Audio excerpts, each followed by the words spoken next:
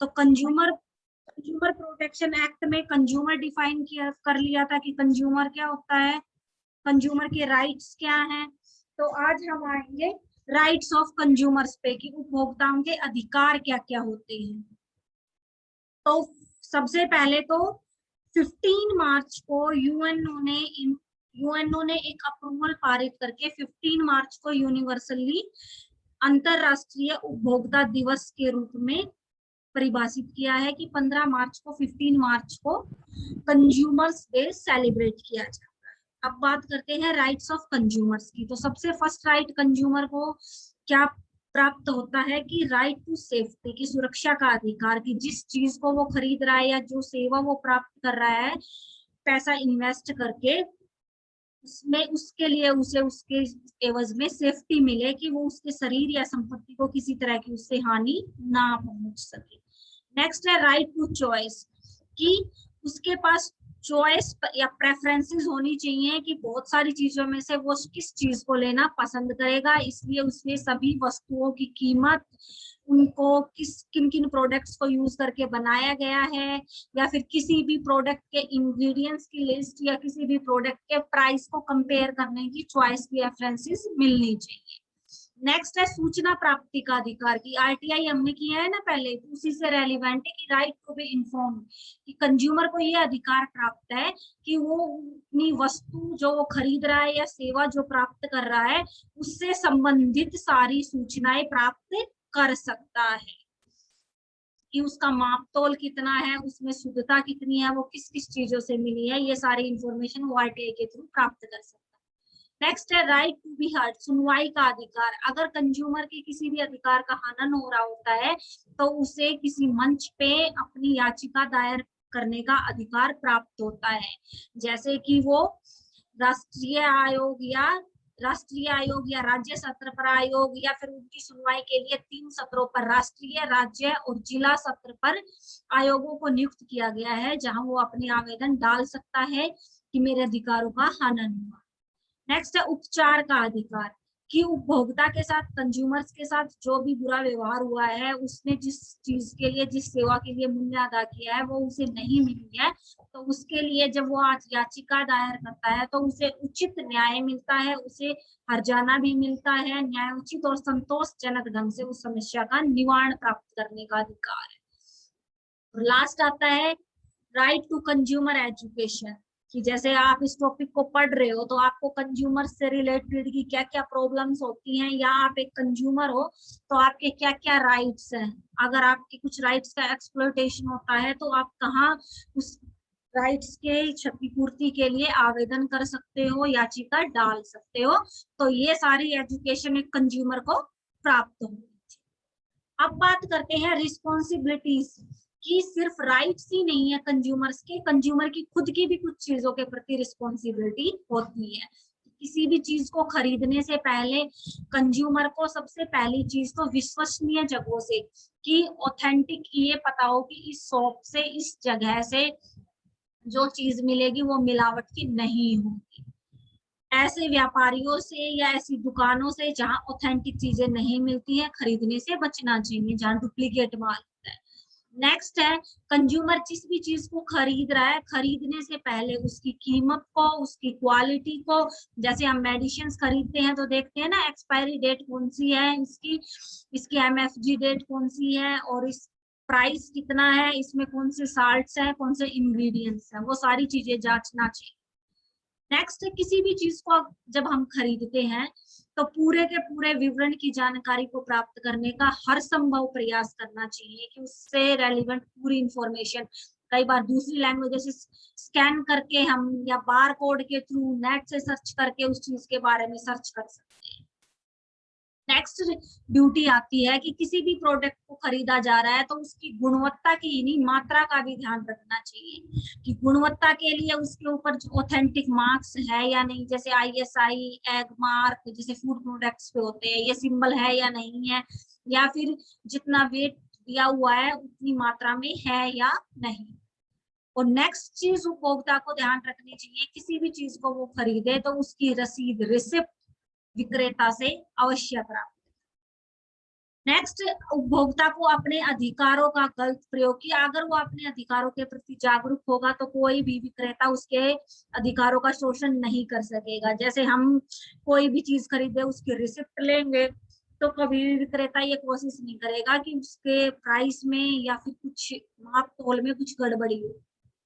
Next है, उपभोक्ताओं को वस्तुओं का संचय नहीं करना चाहिए, कि ये नहीं कि हमें जिस चीज की कम जरूरत है उसको ज्यादा से ज्यादा अपने पास एकत्रित कर ले, क्योंकि जब उस चीज की मार्केट में कमी होती है तो उपभोक्ता ही एक तरह से विक्रेता बन जाता है। नेक्स्ट है, उपभोक्ताओं को वस्तुओं का प्रयोग करके उसकी खाली पैकेजिंग को, कि एनवायरमेंट प्रोटेक्शन एक्ट भी है ना, कंज्यूमर एक्ट के ही अंदर उसको निहित किया गया है, तो पैकिंग को इधर उधर ना फेंक के जो एनवायरमेंट प्रोटेक्शन एक्ट है उसका भी ध्यान रखना चाहिए, जिससे पर्यावरण प्रदूषित ना हो सके। तो ये सारी ड्यूटीज बनती हैं एक कंज्यूमर की, कि उसे सिर्फ अपने रिस्पॉन्सिबिलिटी के साथ साथ इन सारी ड्यूटीज को भी कंप्लीट करना चाहिए, तभी वो अपने राइट्स को, अपने अधिकारों के प्रति कोई भी अगर शोषण होता है तो याचिका दायर कर सकते।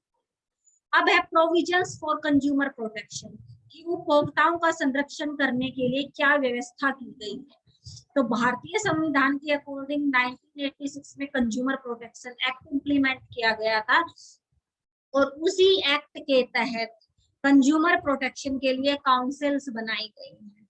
तो 24 दिसंबर 1986 को जब कंज्यूमर प्रोटेक्शन एक्ट कानून पारित किया गया था, और 15 अप्रैल 1987 से इसकी इम्प्लीमेंटेशन हो गई थी। तो उसके बाद इसमें टाइम टू टाइम अमेंडमेंट होते गए हैं। जो लास्ट अमेंडमेंट जो 2018 में पारित किया गया था, 19 में लागू किया गया था, जिसको कंज्यूमर प्रोटेक्शन अमेंडमेंट एक्ट 2019 के नाम से जाना जाता है। तो 1987 में जब ये एक्ट इम्प्लीमेंट हुआ था, तो 3 सत्रों पर काउंसिल्स का गठन किया गया था जो कंज्यूमर प्रोटेक्शन के लिए काम करें। केंद्रीय उपभोक्ता सुरक्षा परिषद, central consumer protection act, state consumer protection act और डिस्ट्रिक्ट कंज्यूमर प्रोटेक्शन। तो फर्स्ट ऑफ ऑल करेंगे central consumer protection act. Central consumer protection act centre की सरकार के आदेश से काम करती है, और इसकी स्थापना 15 अप्रैल 1987 की अधिसूचना के आधार पे, कि 1986 का कंज्यूमर प्रोटेक्शन एक्ट था, उसकी अधिसूचना के आधार पर इसकी स्थापना की गई है। सेंट्रल कंज्यूमर प्रोटेक्शन काउंसिल में सदस्य होते हैं 150, कि 150 सदस्य होते हैं इसके। और 150 सदस्य कौन कौन होते हैं? सबसे पहले तो केंद्र का जो खाद्य या आपूर्ति विभाग मंत्री होता है, वो इसका पदेन अध्यक्ष होता है। ये आप खुद से देखोगे कि अब पदेन अध्यक्ष कौन है। अब जो खाद्य और आपूर्ति विभाग मंत्री है वो उसका पदेन अध्यक्ष होगा। उसके बाद जो राज्य, केंद्र की सरकार का ही राज्य मंत्री, की 3 श्रेणियों में मंत्रिमंडल को डिवाइड करते हैं ना, तो राज्य मंत्री जो होता है खाद्य एवं आपूर्ति विभाग का, उसे इसका उपाध्यक्ष बनाया जाता है। अगर किसी राज्य मंत्री को ये पद नहीं दिया गया है तो खाद्य एवं आपूर्ति विभाग का उप मंत्री इस परिषद का उपाध्यक्ष होता है। उसके बाद सभी स्टेट्स के खाद्य एवं आपूर्ति मंत्री भी इसके सदस्य होते हैं। तो 28 स्टेट्स, तो 28 के ही सदस्य होंगे इसमें। उसके बाद 5 सदस्य लोकसभा से लिए जाते हैं, 3 सदस्य राज्यसभा से लिए जाते हैं। ये जरूरी नहीं है कि ये सदस्य खाद्य आपूर्ति मंत्रालय से संबंधित। उसके बाद अनुसूचित जातियों एवं अनुसूचित कबीलों का कमिश्नर, कि नेशनल लेवल पे शेड्यूल्ड कास्ट, शेड्यूल्ड ट्राइबल्स के लिए जो कमीशन अपॉइंट किया गया है, उसका जो कमिश्नर होता है, इन दोनों कमिश्नर्स का, वो कमिश्नर भी इस कमेटी का सदस्य होता है। उसके बाद 20 सदस्य केंद्रीय सरकार के विभागों से होंगे, कि सेंट्रल गवर्नमेंट के जो डिफर डिपार्टमेंट्स होते हैं, जैसे चाइल्ड वेलफेयर है, वुमेन वेलफेयर है, हेल्थ डिपार्टमेंट है, तो इन सब डिपार्टमेंट से 20 सदस्य लिए जाते हैं। 35 सदस्य कंज्यूमर्स एवं उनके संगठनों के प्रतिनिधियों से, कि कंज्यूमर्स के भी कुछ ऑर्गेनाइजेशंस बने हुए हैं एनजीओज की तरह, तो 35 सदस्य उस एनजीओज या कंज्यूमर ऑर्गेनाइजेशन से लिए जाते हैं।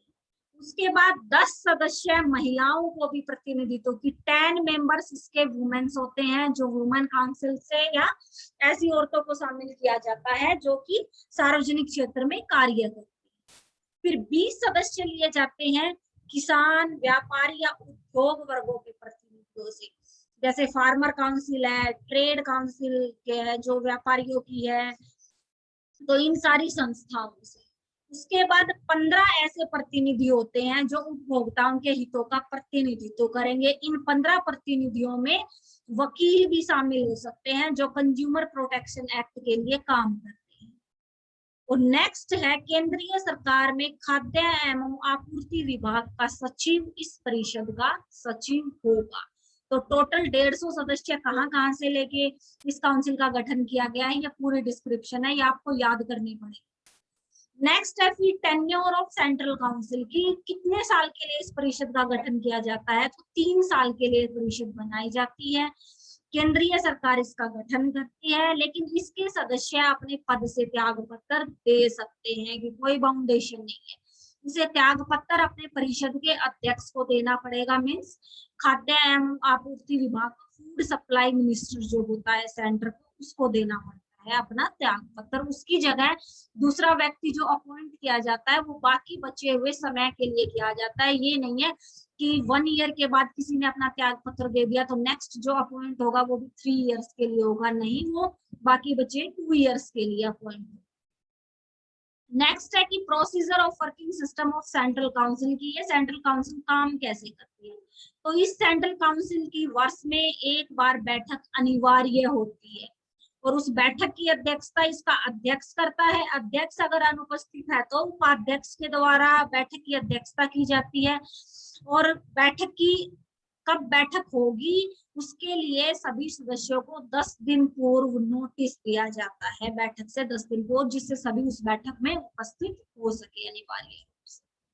नेक्स्ट है कि इसके जो गैर सरकारी सदस्य जो होते हैं उनको क्या सुविधाएं दी जाती हैं, जैसे किसान ऑर्गेनाइजेशन से ले लिए, ट्रेड ऑर्गेनाइजेशन से ले लिए, वुमेन वेलफेयर से ले लिए, तो इन सदस्यों को सुविधाएं मिलती हैं कि ये रेलवे के फर्स्ट क्लास एयर कंडीशनर और सेकंड क्लास की इन्हें फ्री सुविधा प्रदान की जाती। फिर है राइट्स ऑफ सेंट्रल काउंसिल की, ये सेंट्रल काउंसिल काम क्या करती है, इसलिए इसका गठन किया गया। तो ये सेंट्रल काउंसिल कंज्यूमर्स के जो 6 प्रोटेक्शन राइट्स हैं वो सभी कंज्यूमर्स को प्रदान करती है या उन राइट्स की रक्षा करती है, प्रोटेक्ट करती है। सबसे पहला सुरक्षा का अधिकार, कि कंज्यूमर्स को जो सुरक्षा दी गई है कि कोई ऐसी चीज उनकी हेल्थ के लिए जो अफेक्ट करती है, अगर कोई वो ऐसी वस्तु खरीदते हैं, सेवा प्राप्त करते हैं जिससे उनकी हेल्थ अफेक्ट होती है तो उसके अगेंस्ट कार्रवाई या सुरक्षा प्रदान। नेक्स्ट है सूचना प्राप्त करना, कि जब पैसे देके कोई भी वस्तु या कोई भी सेवा हम खरीद रहे हैं उससे संबंधित सारी सूचना जो हम प्राप्त करना चाहते हैं तो वो इस प्रोटेक्शन में एक याचिका दायर करके प्राप्त की जाती है। नेक्स्ट है चयन करने का अधिकार। चयन करने के अधिकार का मतलब है कि उपभोक्ता के पास चॉइसेस होनी चाहिए किसी भी, अगर चॉइसेस नहीं होंगी, कोई ऐसा प्रोडक्ट है जिसको एक ही व्यापारी बना रहा है तो उसका उसके ऊपर एक अधिकार होगा, वो अपनी मनमर्जी से उसको बेचेगा महंगे दाम। नेक्स्ट है सुनवाई का अधिकार, कि अगर उपभोक्ता के अधिकारों का शोषण होता है तो उसे अपनी याचिका डालने का, अपनी कंप्लेन करने का अधिकार देती है। नेक्स्ट है व्यापार संबंधी शिकायत। व्यापार संबंधी शिकायत इस काउंसिल में ही शिकायत की जाती है, सेंटर से संबंधित कोई मुद्दा है या व्यापारियों के आपसी अगर मुद्दे भी। और नया लास्ट है उपभोक्ता शिक्षा का अधिकार, कि ये काउंसिल ये सबसे बड़ा रोल प्ले करती है कि कंज्यूमर्स को ज्यादा से ज्यादा अपने कंज्यूमर प्रोटेक्शन एक्ट के बारे में अवेयर कराया जाए, उन्हें अपने कंज्यूमर राइट्स के बारे में ज्यादा से ज्यादा अवेयर कराया जाए जिससे कि उनका शोषण ना हो।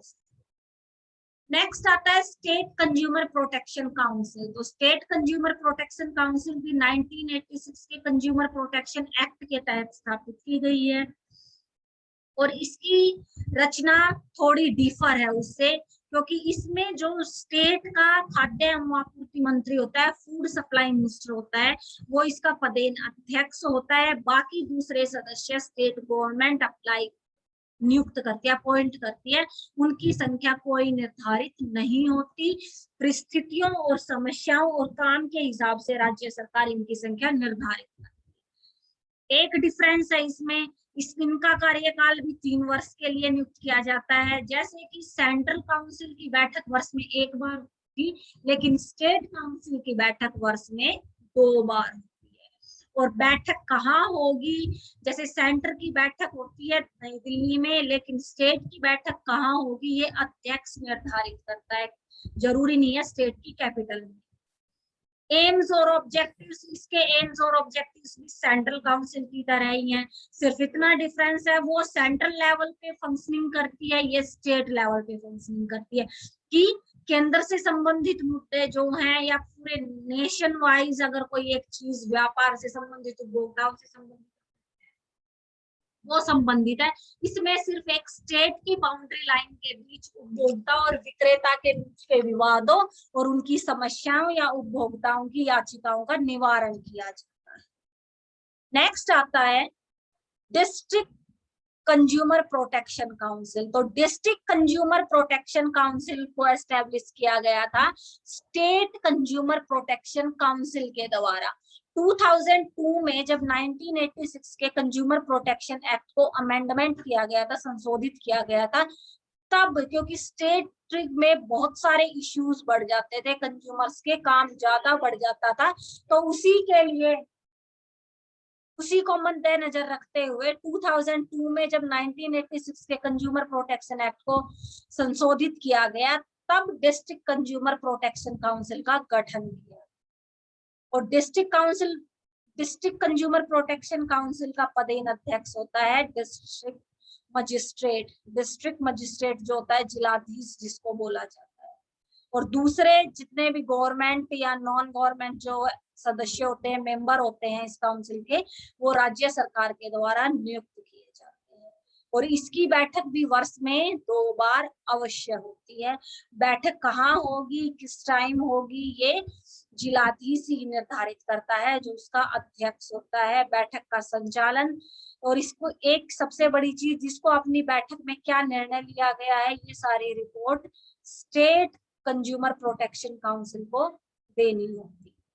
इसलिए प्रत्येक जो डिस्ट्रिक्ट कंज्यूमर प्रोटेक्शन काउंसिल है वो डिस्ट्रिक्ट वाइज कंज्यूमर्स के राइट्स को प्रोटेक्ट करने की और कंज्यूमर प्रोटेक्शन एक्ट को ज्यादा से ज्यादा कंज्यूमर्स को जागरूक करने की, उन्हें एजुकेट करने की इस एक्ट के बारे में डिस्ट्रिक्ट वाइज ये डिस्ट्रिक्ट काउंसिल का। अब आता है कंज्यूमर डिस्प्यूट्स रिड्रेसल एजेंसीज की। ये तो 3 काउंसिल्स बनाई गई हैं। अब इन काउंसिल्स के साथ साथ कुछ एजेंसीज भी बनाई गई हैं, तो जितने भी मुद्दे आते हैं, जो एक जुडिशरी की तरह फंक्शनिंग करती है, कि काउंसिल्स तो क्या करती हैं, कंज्यूमर प्रोटेक्शन एक्ट के प्रति अवेयर करती हैं, वो सारी सुविधाएं प्रोवाइड करती हैं, और व्यापारियों पे भी, विक्रेताओं पर भी और उपभोक्ताओं पर भी कुछ रिस्पॉन्सिबिलिटीज के लिए प्रेशर डालती है। अब अगर किसी विक्रेता और उपभोक्ता के बीच अगर झगड़ा होता है, कि किसी सेलर के बीच और किसी कंज्यूमर्स के बीच किसी चीज को लेकर मुद्दा होता है, कोई समस्या होती है, तो उसके लिए कहाँ अपील डाली जाती है, उनके झगड़ों का निवारण कहाँ पर किया जाता है। तो 1986 के कंज्यूमर प्रोटेक्शन एक्ट के तहत कंज्यूमर्स के झगड़ों के निवारण के लिए त्रिस्तरीय व्यवस्था की ट्राई लेवल सिस्टम एस्टेब्लिश किया गया है। वो ट्राई लेवल सिस्टम क्या है? फर्स्ट स्टेप है डिस्ट्रिक्ट फॉर्म, जिला फॉर्म, फिर स्टेट कमीशन और फिर नेशनल कमीशन। और ये क्वेश्चन बहुत बार पूछा जाता है, मोस्ट इम्पोर्टेंट है जो अब सबसे पहले करेंगे डिस्ट्रिक्ट फॉर्म के। डिस्ट्रिक्ट लेवल पे अपील की जा सकती है कंज्यूमर से रिलेटेड किसी भी विवाद के सुलझाने के।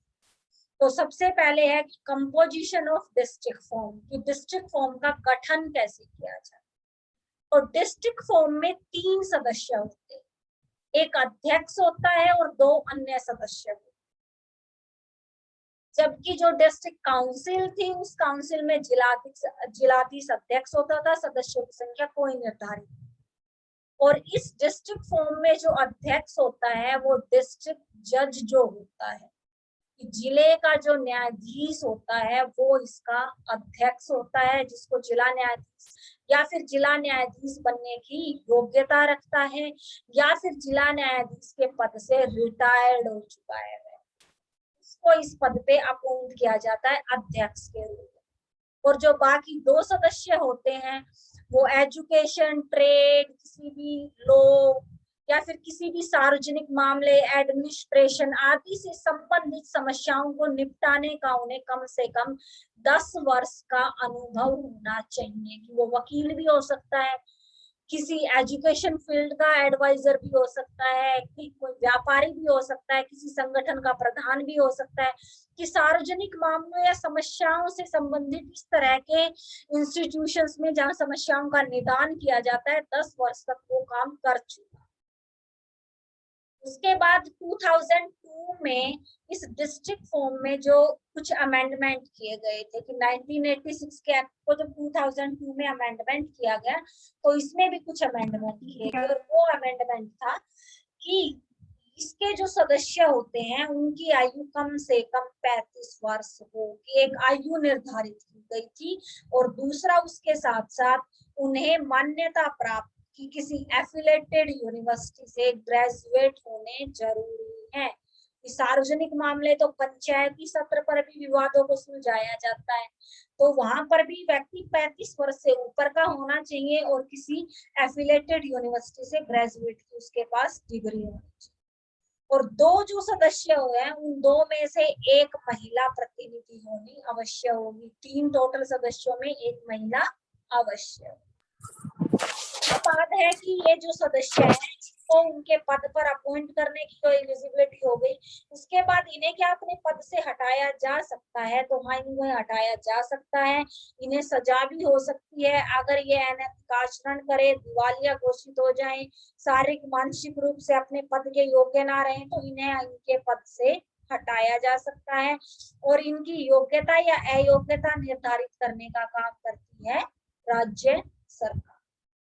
अब अपॉइंटमेंट ऑफ मेंबर्स की, इनको अपॉइंट कैसे किया जाता है? तो इसके लिए राज्य सरकार एक कमीशन बनाती है और उस कमीशन में राज्य आयोग जो होता है वो अध्यक्ष, राज्य आयोग का अध्यक्ष, कानूनी विभाग, लॉ डिपार्टमेंट का सचिव और उपभोक्ता मामलों से संबंधित जो सचिव होता है, ये तीनों उस कमेटी के सदस्य होते हैं और ये तीनों ही इन सदस्यों को अपॉइंट करते हैं। इनका कार्यकाल 5 वर्ष या 65 इयर्स, जो इनमें से पहले हो जाता है, चाहे 65 इयर्स के पहले हो जाए या 5 साल की अवधि पूरी हो जाए, इन्हें अपने कार्य से पद नियुक्त कर दिया जाता है। और इनकी पुनर्नियुक्ति की भी, कि इन्हें दोबारा अपने पद पर भी नियुक्त किया जा सकता है, लेकिन उसके लिए दोबारा से वही चयन समिति, 3 सदस्यों की चयन समिति, राज्य आयोग अध्यक्ष, कानून विभाग का सचिव, उपभोक्ता मामलों के विभाग का सचिव, ये चयन समिति अगर सिफारिश करेगी तो दोबारा पद पे नियुक्त किया जा सकता है। लेकिन उसके लिए 65 इयर्स अगर हो चुके हैं किसी मेंबर की एज के तो उसको नियुक्त नहीं किया जा सकता।